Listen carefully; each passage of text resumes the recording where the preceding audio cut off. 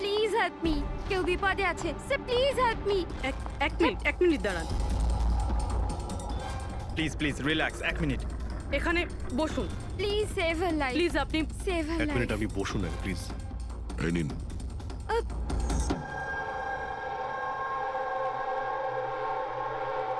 হ্যাঁ বলুন। Sir sir, আমি মেন্টাল হেলথ ফাউন্ডেশনের সুইসাইড হেল্পলাইনের ভলান্টিয়ার। আচ্ছা, যারা ডিপ্রেশনে থাকে বা সুইসাইড করার চেষ্টা করে তাদের কাউন্সেলিং করি। একটা মেয়ে, কি প্রবলেম কি ছিল ওর? Domestic violence sir. স্যার ওই মেয়েটা বলছিল যে ওর স্বামী ওকে নেশা করে ওকে যা তা গালাগালি দেয়, ওকে মারধর করে, আবার ওকে ভয়ও দেখায় যে ওকে প্রাণে মেরে দেবে, আর তাও কিনা ওর সার্ভিস পিস্তল দিয়ে। সার্ভিস পিস্তল? আচ্ছা, আপনি কি করে জানলেন যে ওর কাছে যে পিস্তল আছে সেটা সার্ভিস পিস্তল? স্যার এই ওয়ার্ড ওই মেয়েটাই ইউজ করেছিল, সার্ভিস পিস্তল। স্যার কোনো আর্মির বা পুলিশের লোক হবে। তা আপনি ওনাকে বললেন না যে পুলিশে কমপ্লেন করতে গিয়ে? বলেছিলাম আমি ওকে, হাসতে থাকলো, বললো পুলিশ ওকে কোনোভাবেই হেল্প করতে পারে না। আজ আজ ও সুইসাইড করতে চলেছে।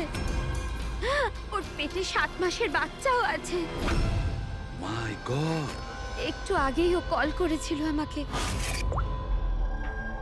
হ্যালো হ্যালো দিদি, দিদি আমি বলছি।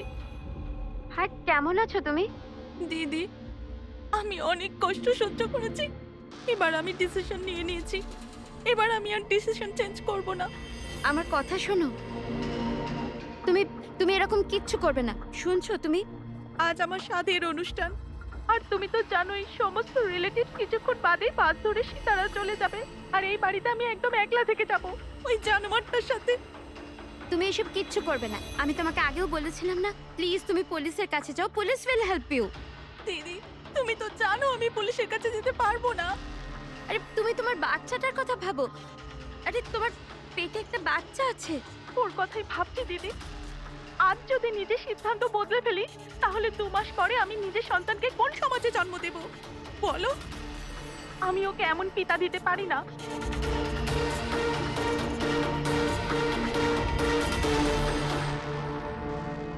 আচ্ছা, আপনি কি ওনার নাম্বারটা দিতে পারবেন? না স্যার, আমাদের সব কল এনক্রিপ্টেড হয়।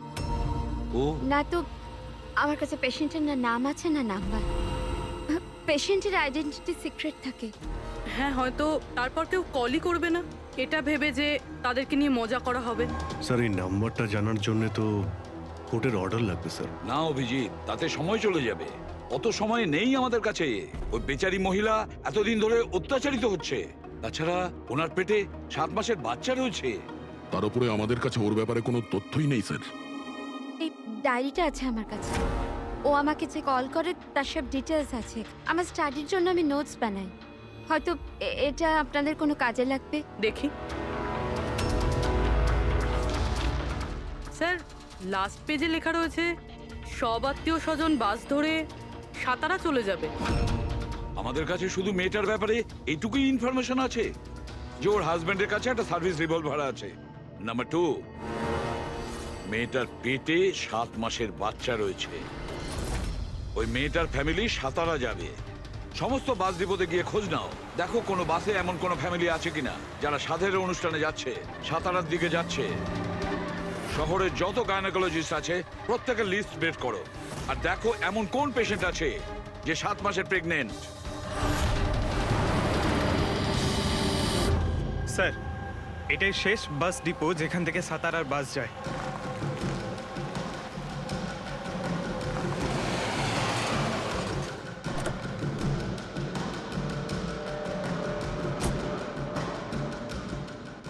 দাদা শুনুন, এক মিনিট দাঁড়া।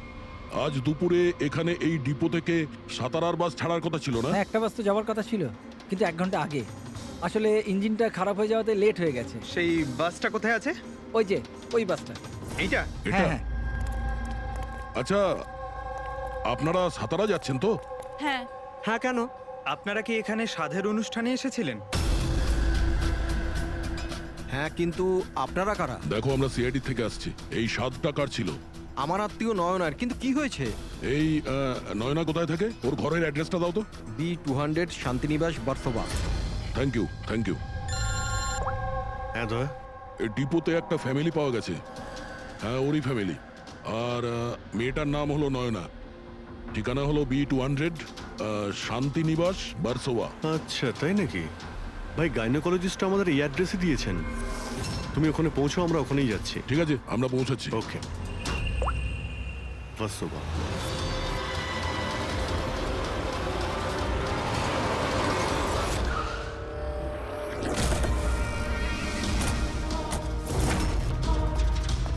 এক্সকিউজ মি, আমরা সিআইডি থেকে আসছি। এই নয়না কোথায়? সিআইডি? হ্যাঁ। স্যার, ওপরে গিয়ে ডান দিকে। কিন্তু কি হয়েছে? কি হয়েছে স্যার?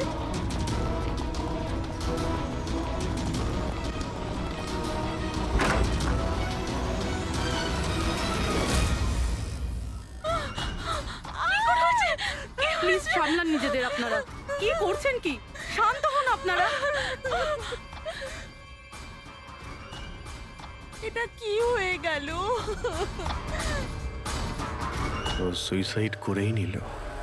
গুলি চিনের নিচের থেকে উপরের দিকে গেছে। স্যার, অনেকটা রক্ত বেরিয়েছে। মনে হচ্ছে অনেকটা সময় কেটে গেছে। পিছনে সরো। কি হলো? দাদা দেখ, দাদা। নয়না, এই, কি হলো নয়না?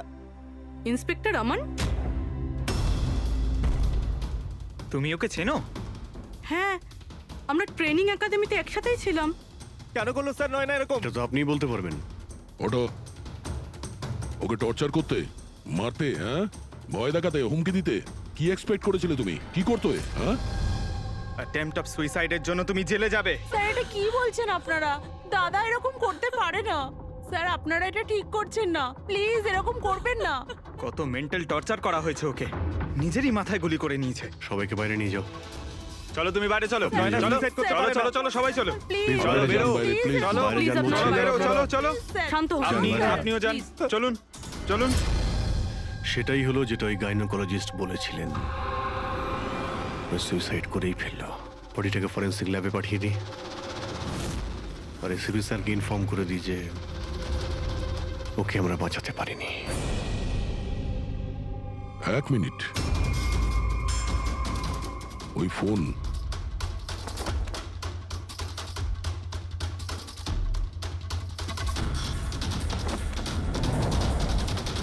কিন্তু কোথায় যেতে পারে? আচ্ছা, ওনার ফোন কি কেউ দেখেছেন কোথাও? আপনি জানেন? কেউ দেখেছেন কি? হ্যাঁ, স্যার, আমি ফোন করছি ওর নাম্বারে।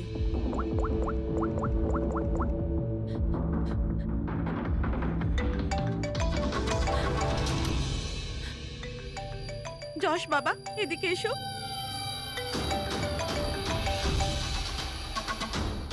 ফোন তোমার কাছে দাও।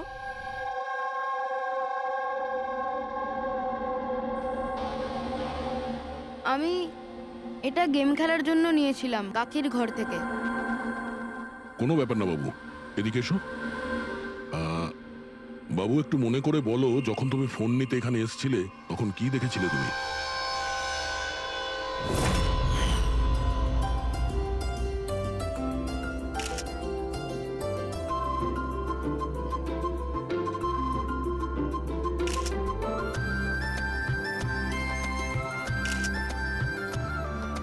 নয়না কত খুশি লাগছে, তাই না? কাকি আমার সাথে মোবাইলে গেম খেলবে?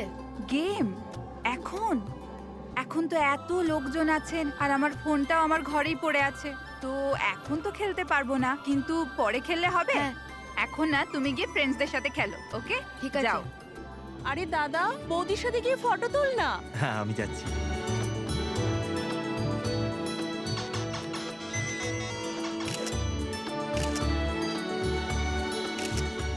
যশ বাবা, তুমি আবার মোবাইল নিয়ে বসে গেছো? মা প্লিজ ডিস্টার্ব করো না, মা প্লিজ। আরে কাকির অনুষ্ঠান চলছে, তুমি এখানে গেম খেলছো? হ্যাঁ, আর কিছুক্ষণ। আরে Please, বাবা, please। কাকির খারাপ লাগবে। চলো সোনা, চলো। আরে মা, কোনো মা নয়, অনেক গেম খেলেছো, আর ফোন নয়। কি?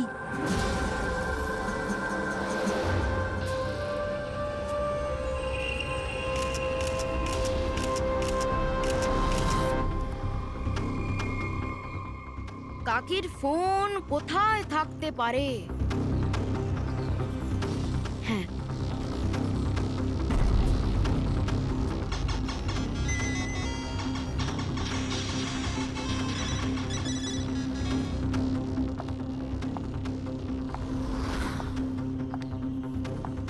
কাকি চলে এসছে। কিন্তু এরপর তুমি ফোনটা ফেরত কোথা থেকে পেলে? এখানে বাইরে পড়েছিল। থ্যাংক ইউ বাবু, তুমি আমাদের অনেক সাহায্য করলে।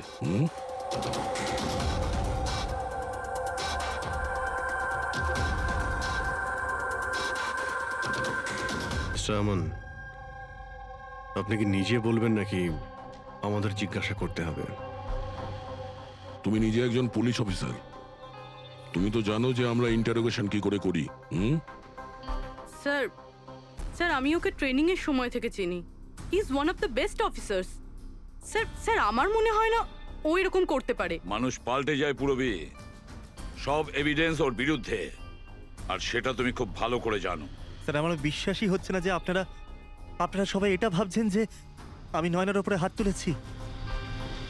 খুব ভালোবাসতাম স্যার আমি ওকে, ওর সন্তানের বাবা হতে চলেছিলাম স্যার আমি। আর আমি ওকে কি করে? হ্যাঁ, তুমি ওকে টর্চার করেছো, আর সেই জন্য বেচারি ডিপ্রেশনে চলে গেছিল। ভুল বুঝছেন স্যার আপনি, ও ডিপ্রেশনে ছিলই না। সবসময় ও হাসি খুশি থাকতো, সবসময় আনন্দে থাকতো। মানে ও সুইসাইড কি করে করতে পারে স্যার? আরে তাহলে সে মেন্টাল হেলথ ফাউন্ডেশনে বারবার ফোন কেন করতো? বিগত কয়েক মাসের মধ্যেই 10টা কল। আমার এই বিষয়ে কোনো আইডিয়া নেই। কল করে উনি হয়তো ডিলিট করে দিতেন, সেই জন্য হয়তো আপনার কোনো আইডিয়া নেই। স্যার দাদা এরকম করতে পারে না। ও তো নয়নাকে খুব ভালোবাসতো, আর নয়না তো খুশিই ছিল। যদি তোমার স্ত্রী খুশিই ছিল, তাহলে ও হেল্পলাইন নম্বরে ফোন করে কেন বলেছে যে তুমি ওকে টর্চার করো, ওকে ওকে মারো, ওকে ধাক্কা দাও? কেন আমান, উত্তর দাও। পুরবি ওর কাছে কোনো উত্তর থাকলে তো দেবে। ওর টর্চারের কারণে বেচারি ডিপ্রেশনে চলে গিয়েছিল, আর তারপরে ও সুইসাইড করে। ডিপ্রেশনে প্রায়শই কোনো লোক নিজের দুঃখের কথা শেয়ার করে না। হতে পারে এর জন্যই নয়না যে কতটা প্রবলেমে ছিল কেউ কিছু জানতেই পারেনি। পুরবি অ্যাটলিস্ট তুমি তো আমাকে বিশ্বাস করো, you know me well. Naina কখনো সুইসাইড করতে পারে না, কখনো সুইসাইড করবে না। ব্যাস, নিয়ে যাও একে। চলো। আপনি আমার কথাটা তো শুনুন, নয়না কখনো সুইসাইড করতে পারে না। চলো স্যার আমার কথাটা শুনুন স্যার, চলো। নয়না সুইসাইড করেনি স্যার, আমার কথাটা শুনুন স্যার একবার।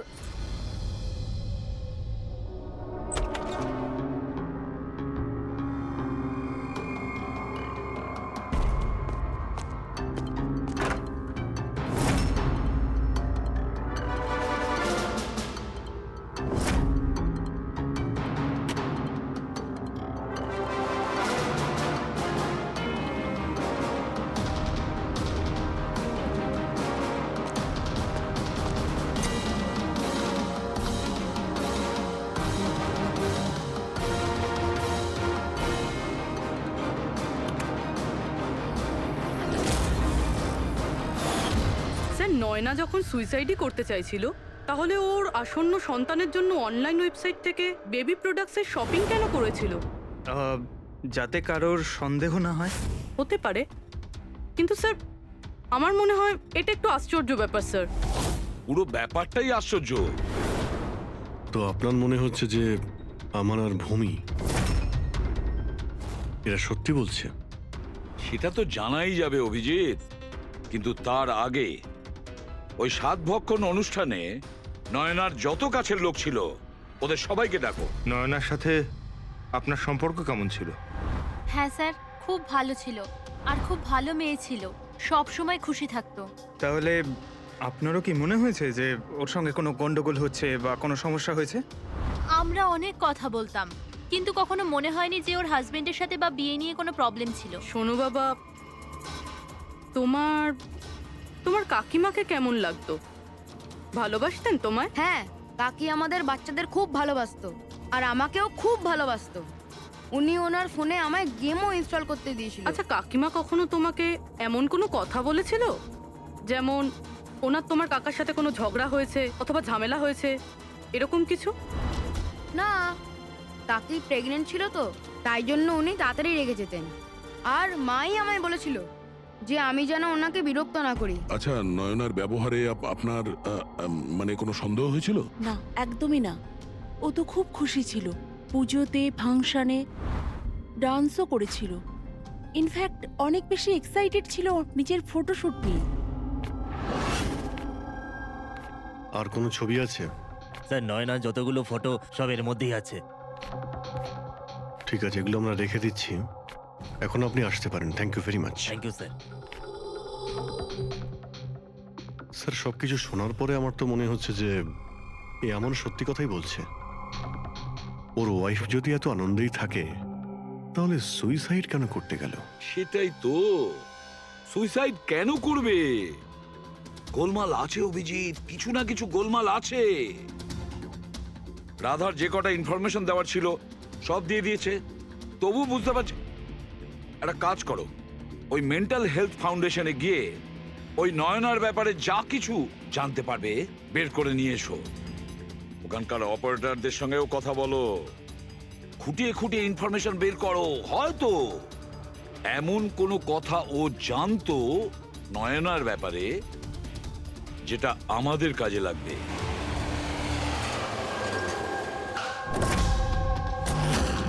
আমরা সিআইডি থেকে আসছি, আপনাকে কিছু জিজ্ঞাসাবাদ করব। এই নাম্বারটা থেকে আপনার ফাউন্ডেশনে একজন লেডি ফোন করতেন, উনি সুইসাইড করেছেন। এর পুরো ইনফরমেশন চাই আমাদের। কবে কল করেছিল, কতবার করেছিল, কখন করেছিল, পুরো ডিটেল। আমি এক্ষুনি চেক করছি।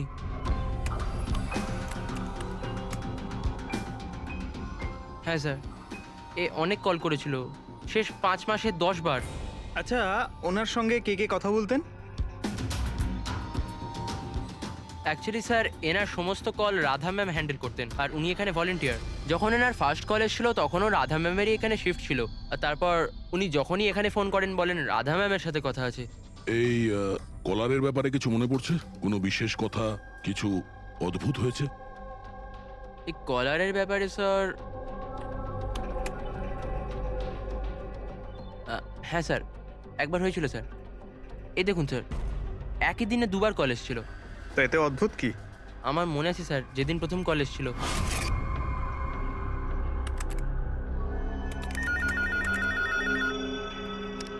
Hello, how may I help you? Hello, আমি রাধা ম্যাডামের সাথে কথা বলতে চাই। হ্যাঁ, শিওর।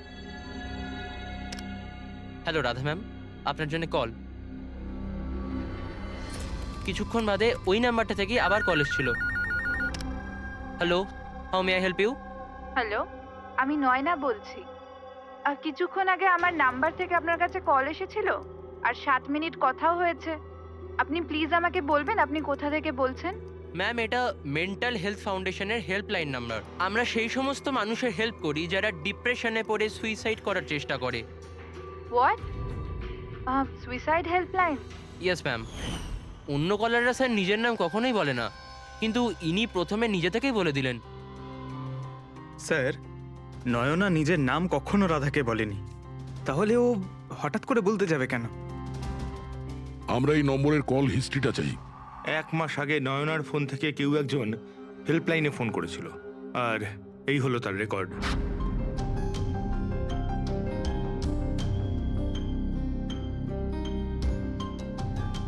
দশ তারিখ তো সেকেন্ড স্যাটারডে ছিল, তো তো কি হয়েছে? কারণ সেকেন্ড আর ফোর্থ স্যাটারডে বাড়িতে ওর বন্ধুরা আসতো। মানে ওদের মধ্যে কেউ? এই দুটো কল তো দুপুরে দেখাচ্ছে। হ্যাঁ, ওর সমস্ত বন্ধুরা দুপুরেই আসতো। কতজন আসতো? তা প্রায় 8-10 জন। আচ্ছা, তুমি কি নয়নার সব বন্ধুদের চেনো? সবাইকে তো নয়, কিন্তু অনেককেই চিনতাম। আমার বোন ভূমিও আসতো। ভূমি, একটা কথা বল। গত মাসে যখন তুমি ওর বাড়িতে গিয়েছিলে দেখা করতে, তখন এমন কিছু হয়েছিল? মানে আমি বলতে চাইছি, অদ্ভুত কোনো ঘটনা বা সেরকম কিছু নিজেদের মধ্যে, বা কোনো খেলার সময় কিছু মনে আছে? না স্যার, এরকম তো কিছুই হয়নি। আমরা প্রতিবারের মতো যেমন খেলতাম সেরকমই খেলছিলাম। আর নয়না, ওকে দেখে কিছু ডাউট হয়েছিল? স্যার, নয়না তো খুশিই ছিল, ইনফ্যাক্ট মজা করছিল। হ্যাঁ, কিন্তু কিছুক্ষণ পর জানি না একদম সিরিয়াস হয়ে গেছিল, চিন্তিত লাগছিল। জানি না ওর কি হয়েছিল। 51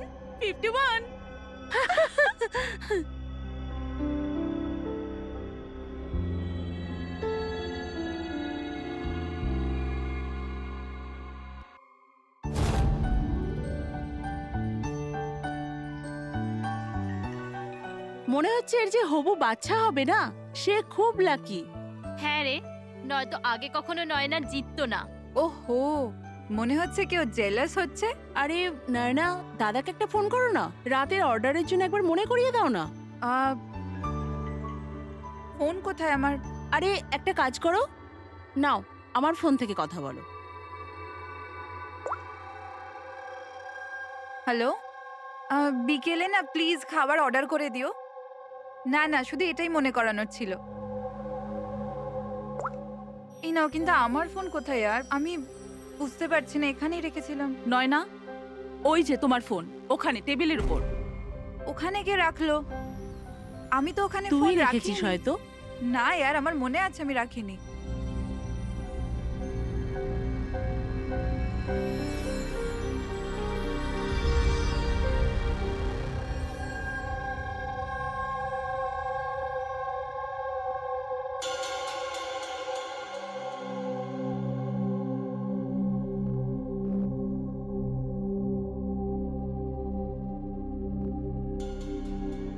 কে কল করেছিল?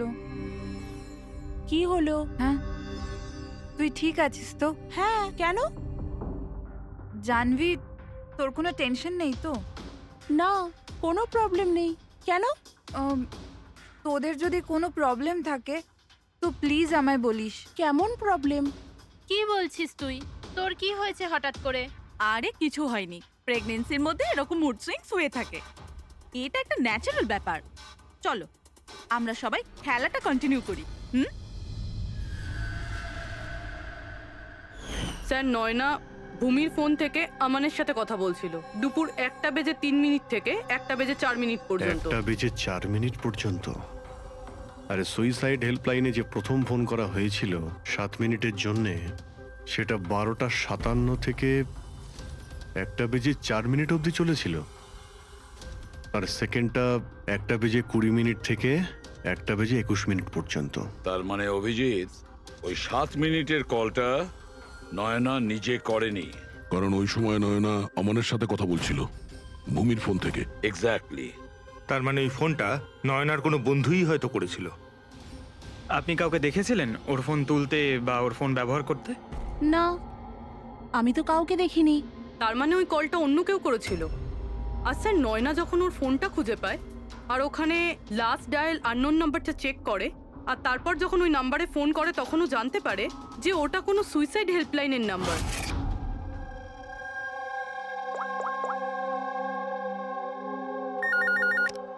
Hello, how may I help you? Hello, আমি নয়না বলছি। কিছুক্ষণ আগে আমার নাম্বার থেকে আপনার কাছে কল এসেছিল আর 7 মিনিট কথাও হয়েছে।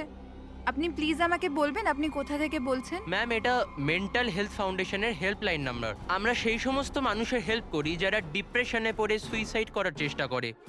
হোয়াট? Suicide helpline? এটা জানতে পেরে ও চিন্তায় পড়ে যায় আর ভাবতে আরম্ভ করে সুইসাইড কে করতে চায়। স্যার, এই ফোন কলটা নয়না যদি না করে তাহলে এটাও তো হতে পারে যে আগে যে সমস্ত কলগুলো করা হয়েছে সেটা নয়না করেনি, অন্য কেউ করেছে। ভূমি, তুমি ওই গেম খেলার সময় ডায়েরি রাখো তো? মানে স্কোর নোট করো তো প্রত্যেকটা খেলার? ব্যাস, ওই ডায়েরিটা আমার চাই। Okay sir. আর এই যে প্রত্যেক সেশনে 4টে নাম রয়েছে যারা সব সময় থাকে: ভূমি, পারুল, জাহ্নবী আর শীতল।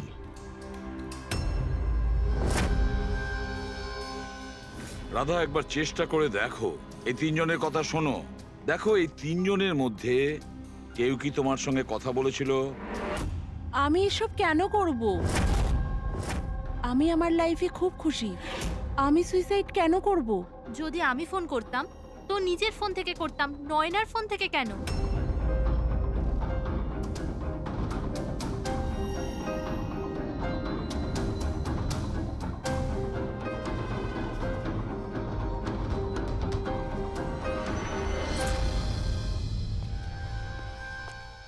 স্যার স্যার এই তিনজনের মধ্যে কারুর আওয়াজ নয়।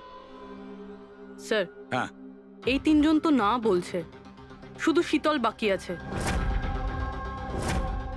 ওর ব্যাপারে কিছু জানতেই পারছি না। কিছু জানতে পারোনি মানে কি বলতে চাইছো? স্যার এই তিনজনের মধ্যে কেউ শীতলকে চেনেই না।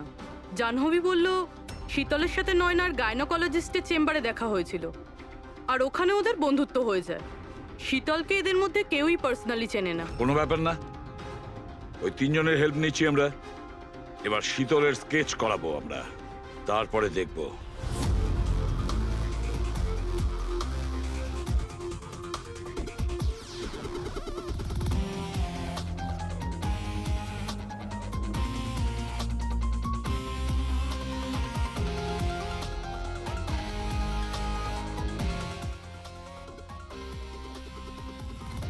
ডক্টর মিনা, এই স্কেচটা একটু মন দিয়ে দেখুন। আচ্ছা, এই মেয়েটা আপনার এখানে চিকিৎসা করাতে আসতো? I don't think so. আমার তো মনে পড়ছে না যে এরকম কোনো লেডি আমার কাছে কোনোদিন এসেছিল। কে ইনি? এর নাম শীতল। আমরা এটা বুঝতে পারি যে আপনার এখানে এত পেশেন্ট আসে যে এই সমস্ত পেশেন্টের নাম মনে রাখা তো মুশকিলের ব্যাপার। রাইট, বাট আমি আমার সব পেশেন্টদের পার্সোনালি চিনি, অ্যান্ড আই এম শিওর শীতল নামের কোনো পেশেন্ট আমার কোনোদিন ছিলই না। আচ্ছা, এই যে আপনার ক্লিনিকে সিসিটিভি ক্যামেরা লাগানো রয়েছে, এর ফুটেজ আমরা পেতে পারি? I don't think so, because ওটার স্টোরেজ ফুল হয়ে গেছিল, তাই আমাদের ডিলিট করতে হয়েছিল। ওকে, এনিওয়ে, থ্যাংক ইউ।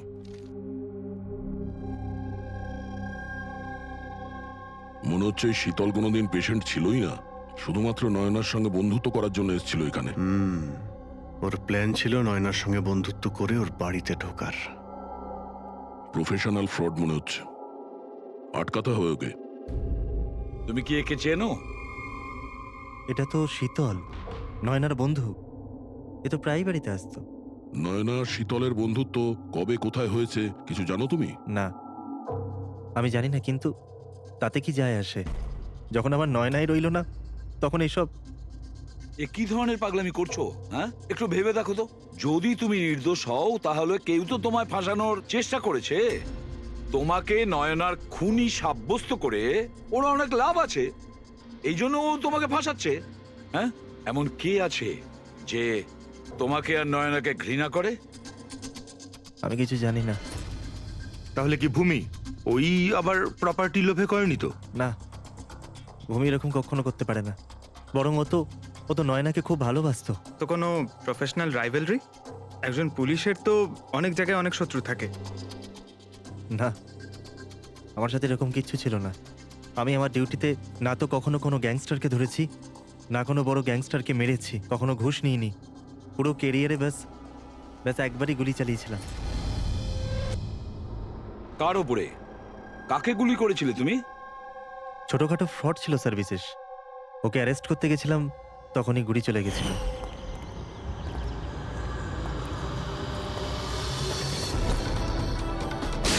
বিশেষ খবরদার ইন্সপেক্টর। হয়তো এই লোকটারই কোনো ভাই বা আত্মীয় প্রতিশোধ নেওয়ার জন্য এসব করেছে। না, যখন আমরা ওকে অ্যারেস্ট করতে গেছিলাম তো ওর কোথাও কোনো পরিবার ছিল না, হয়তো অনাথ ছিল। ঠিক আছে, যদি ওই লোকটার কোনো আত্মীয় স্বজন থাকে তাকে আমরা ছাড়বো না। স্যার আমান ঠিক বলছিল, ওই লোকটার নিজের বলতে কেউ নেই, ফ্যামিলি, স্ত্রী, বাচ্চা কেউ না। তাহলে প্রতিশোধ কে নিচ্ছে? বাড়ির লোক নয়, কোনো বন্ধু হতে পারে। বন্ধুরা হয়তো প্রতিশোধ নিয়েছে। বন্ধুত্বের জন্য কে আজকাল নিজের প্রাণের ঝুঁকি নেয় স্যার? এসব তো শুধু গল্পের বইতেই দেখা যায়। নন্টে ফন্টে, হাবলু ঘাবলু, এখন এসব কোথায় স্যার? এটা কি? স্যার একটা স্টোরেজ চুরির ঘটনায় বিশেষের সাথে আরো একটা নাম আছে, রেখা। রেখা? দুজনে মিলে অনেক চুরি করেছে। এদের ফটো দেয়নি কেন? স্যার এরা তো ছদ্মবেশে চুরি করতো, হয়তো এই জন্যে। আর যখন বিশেষ মারা যায় তখন হয়তো এই জুটিটা ভেঙে যায় আর এই রেখা একা হয়ে যায়। রেখা? আমি জানি এই রেখা কে। স্যার আমাদের ইনফর্মার এই বাড়িটার অ্যাড্রেসে দিয়েছিল।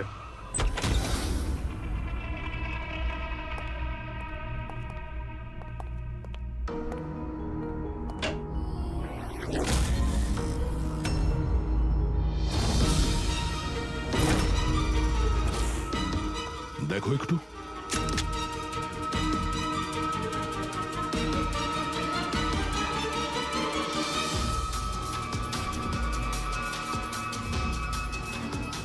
স্যার মারা গেছে।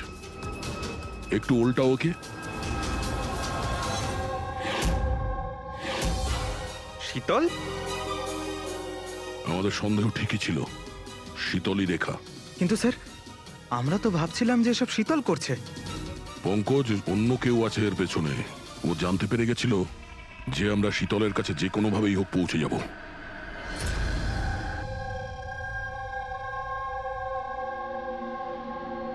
সারিকা, এর ঘাড়ের পেছনের দিকে এইখানে ক্ষত আছে। এইখানে ক্ষত মানে হচ্ছে যে খুনি ওর পেছনের দিকে দাঁড়িয়েছিল। দেখো, এইখানে ছুরির ক্ষতটা আছে। তবে খুনিকে পেছনের দিকে দাঁড়িয়ে থাকতে হবে, তবেই এই আঘাতটা করতে পারবে, রাইট? হ্যাঁ স্যার, আর আমার মনে হয় ও হয়তো খুনিকে চিনতো, কারণ এই ক্ষতটা ছাড়া সারা শরীরে আর কোনো আঘাতের চিহ্ন খুঁজেই পাইনি। রাইট রাইট, সেটাও হতে পারে। তবে একটা কথা ঠিক, ও খুনিকে চিনতো বা চিনতো না, তবে একটা কথা ঠিক যে খুনি ওর পেছনে খুব কাছেই দাঁড়িয়েছিল। দেখো, এত জোরের সঙ্গে এই ছুরিটাকে ব্যবহার করা হয়েছিল যে খুব কাছেই দাঁড়িয়ে থাকতে হবে, তবেই জোরে মারতে পারবে। আর একটা কথা, এই যে ক্ষতটা আছে সেটা বলছে যে কেউ নিজের বাঁ হাতটা ব্যবহার করেছিল, কারণ যদি ডান হাত দিয়ে ছুরিটা মারা হতো তাহলে ক্ষতটা এই অ্যাঙ্গেলে হতো না। এক্ষেত্রে বাঁ হাতটা ব্যবহার করা হয়েছে। হ্যাঁ স্যার, তার মানে খুনি ডেফিনেটলি লেফট হ্যান্ডেড, তাই তো? একদম, এই খুনি লেফটি। আর দেখো, আরেকটা কথা, এত জোর দিয়ে এটা ব্যবহার করা হয়েছে। সাপোজ ধরো কোনো ডান হাতি লোক বাঁ হাতে ছুরিটা নিয়ে ব্যবহার করলে তাহলে এত জোরে আঘাতটা করা সম্ভব নয়। এটা সেই করতে পারে যে বাস্তবে একজন লেফটি, নেটা। রাইট। খুনি একজন লেফটি, এটা একটা বড় ক্লু। এবার বলে দিও নাকে জনাব এসিপি সাহেবকে। আগে হ্যাঁ, প্রদ্যুম্ন সাহেব। হ্যাঁ বলো সালুকে, বলো। একটা বড় ক্লু পেয়েছি। যে ব্যক্তি এই ছুরিটা ব্যবহার করেছে সে আসলে lefty, left hander. Thank you সালুকে। সালুকে ফোন করেছিল, বলছিল খুনি লেফট হ্যান্ডেড। স্যার, আমরা তো আগেই সবকিছু বলে দিয়েছি, তাহলে আমাদের এখানে আটকেছেন কেন? কেননা সত্যিটা এখনো জানা যায়নি। কাল রাতে আপনাদের সবার হাতে নয়নার ফোন গিয়েছিল। ঠিক করে মনে করে বলুন আর কি হয়েছিল। হয়তো আপনাদের মধ্যে কেউ ওকে দেখেছে বা শুনেছে অন্য কারোর সাথে কথা বলতে। ইয়শ বাবু, আই হোপ তোমার স্মৃতিশক্তি তো ভালো, কিছু মনে আছে তোমার? তুমি আমাদের সাহায্য করবে না? হ্যাঁ, কিন্তু আমি কাউকে তো দেখিনি। আচ্ছা, তোমার যা মনে আছে বলে দাও। আমি প্রমিস করছি যে আমাদের মধ্যে কেউ তোমাকে কিচ্ছু বলবে না। আমি কাকির রুমে তো গিয়েছিলাম, কিছুক্ষণের জন্য ফোন নিতে গেছিলাম। তারপর আমি গেম খেলছিলাম, আর আর কেউ আসছিল ওখান থেকে। তারপর আমি ফোনটা ওখানে সাইডে রেখে চলে গেছিলাম। কোন কোন গেম খেলছিলে তুমি? স্যার, এটা কাকির মোবাইলে তুমি এই গেমটাই খেলছিলে? হ্যাঁ, আমি আর আমার বন্ধু নীলজ আমরা সবসময় এই গেমটাই খেলি। এই গেম তো অনেকেই একসঙ্গে খেলতে পারে, আর সবাই একে অপরকে দেখতেও পায়। তো নীরজ তোমাকে দেখতে পাচ্ছিল যখন তুমি ফোন ওখানে রাখো। স্যার, ফোনে তো রেকর্ড হচ্ছিল, ওখানে কি হয়েছিল সেটা নীরজের ফোন থেকে জানা যেতেই পারে। ঠিক আছে, আমরা নীরজকে ডেকে নিচ্ছি। দেখো বাবা, ঘাবড়াবে না, এখানে আমরা সবাই তোমার বন্ধু। শুধু কিছু জিজ্ঞেস করার আছে ইনফরমেশনের জন্য। যে গেম তোমরা খেলো না মোবাইল থেকে, সেগুলোর ব্যাপারে। যখন তুমি নিজের মোবাইলে গেম খেলছিলে তোমার বন্ধুর সাথে, তখন তুমি ওকে দেখতে পাচ্ছিলে তো? হ্যাঁ। আচ্ছা, আর একটা কথা বলো, যখন তুমি ওকে দেখতে পাচ্ছিলে তখন কি তুমি ওর পেছনে কাউকে দেখেছিলে? না, শুধু যশই ছিল। 1 মিনিট স্যার, যখন যশ ফিরে এলো না ততক্ষণ স্ক্রিন লক হয়নি। স্ক্রিন লক হয়নি মানে? স্যার মানে গেম অ্যাক্টিভ ছিল, আর যখন গেম অ্যাক্টিভ থাকে তখন ও নিজে নিজেই স্ক্রিনশট নেয়। তাহলে তখনও নিশ্চয়ই নিয়েছে, আর প্রত্যেকটা স্ক্রিনশট ফোনে সেভ হয়ে থাকে। হ্যাঁ স্যার। দাও তোমার ফোনটা দাও। Thank you.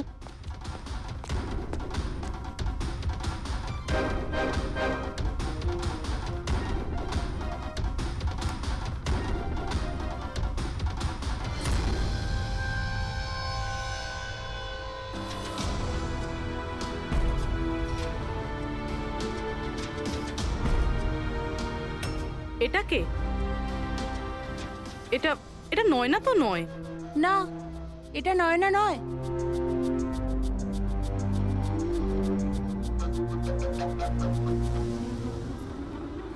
1 মিনিট পূর্বী, একটু জুম করো এর উপরে।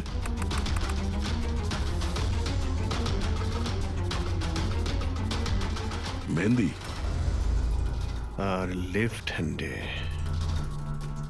এর হাতে মেহেন্দি এইভাবে কেন রয়েছে? সেটা এই কারণে অভিজিৎ, কারণ এই হাতটা যে মহিলা, সে মহিলা ওখানে বাকি সবাইকে মেহেন্দি পড়াতে এসেছিল, আর ও লেফট হ্যান্ডেড। সবার আগেও শীতলকে দিয়ে হেল্পলাইনে ফোন করায়। রাধাকে একটু কলটা ট্রান্সফার করুন না প্লিজ। হ্যাঁ শিওর। আমি আর সহ্য করতে পারছি না দিদি। তারপর সে শীতলকে টাকা দেয় আর বলে, নয়না, তোমার রুমে তোমার জন্য তোমার কোনো আত্মীয় অপেক্ষা করছে। তার সুযোগ বুঝেই ও নয়নাকে খুন করে দেয়। কে হতে পারে এই মেহেন্দি পরা মহিলা? আমি জানি না উনি কে ছিলেন।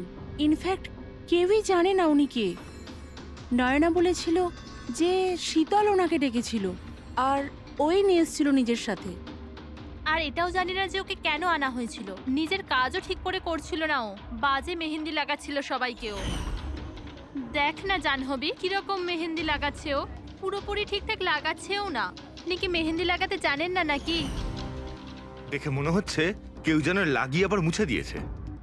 ও মেহেন্দি এত খারাপ করে লাগাচ্ছিল, তাহলে শীতল ওকে পাঠালো কেন? সবারই সন্দেহ হবে। কে হতে পারে? আমি জানি স্যার, ও আমাদের চোখের সামনেই ছিল।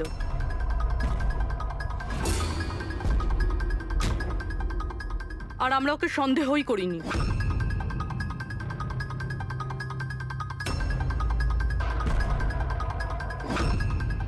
আপনি সামনে আসুন।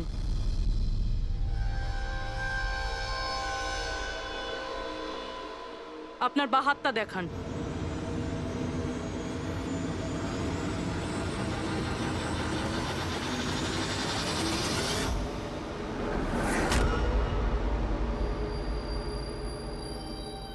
এই দেখুন স্যার। রাধা দেবী? স্যার, আমি এনার ওই ডায়েরি অনেকক্ষণ ধরে দেখেছি। ওতেও কালি এভাবেই ছড়িয়েছিল যেভাবে ওনার মেহেন্দি রয়েছে। যারা লেফট হ্যান্ডেড হয় তারা যখন কোনো কাগজে লেখে তখন এইভাবেই লেখে, আর যা কিছু আগে লেখা ছিল তার ওপরেই ওর হাতটা ঘষে যায়। ফলে ওই কালি বা রং হাতে লেগে যায় যেভাবে রাধার হাতে লেগে আছে, তাই না? কেন মারলে তুমি নয়নাকে? কি ক্ষতি করেছিল তোমারও? হ্যাঁ, কারণ তুমি আমার বিশেষকে মেরেছিলে। তুমি আমার বিশেষের প্রাণ নিয়েছিলে। আমি বিশেষকে ভালোবাসতাম। ওর বাচ্চার মা হতে চলেছিলাম আমি। আর তুমি তুমি এনকাউন্টারে ওকে গুলি মেরে দিলে। মেরে দিলে আমার বিশেষকে, মেরে দিলে তুমি বিশেষকে। আর সেই জন্য তুমি ঠিক করো তুমি ওর থেকে প্রতিশোধ নেবে। হ্যাঁ, যখন আমি জানতে পারলাম যে বিশেষ এই দুনিয়াতে নেই আর, তখন এই কষ্টে আমার বাচ্চা তো আমার পেটের ভিতরে মারা গেল।